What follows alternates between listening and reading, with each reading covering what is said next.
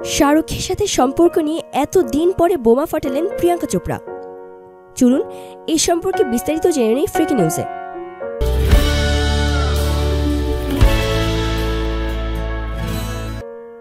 বলিউডের নামকরা অভিনেত্রী প্রিয়াঙ্কা চোপড়া নিজের পছন্দের জ্যাকেটটা যে প্যান্ডোরার বক্স খুলে দেবে তা হয়তো ভুলেও ভাবেননি এই বলিউড অভিনেত্রী। আর তা না হলে এভাবে প্রকাশ্যে নিজের সাবেক প্রেমিকের কথা বলতে যাবে তিনি। ডার্টি লন্ড্রি নামের একটি চ্যাট শোয়ে নিজের পুরনো পোশাক নিয়ে বলতে গিয়ে জ্যাকেটটা দেখান প্রিয়াঙ্কা।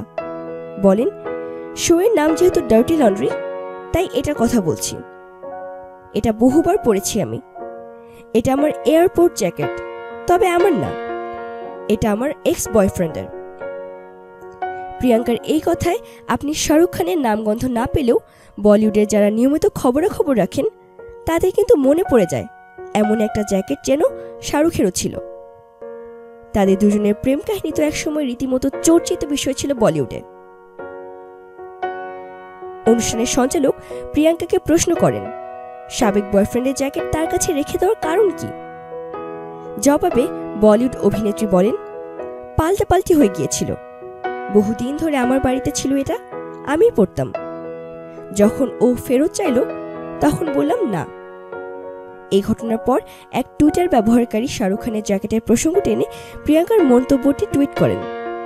তাতে লাইক দেন প্রিয়াঙ্কা, কিন্তু তারপরেই আনলাইক করে দেন। লাইক আনলাইকের স্ক্রিনশটও এখন টুইটারে ভাইরাল।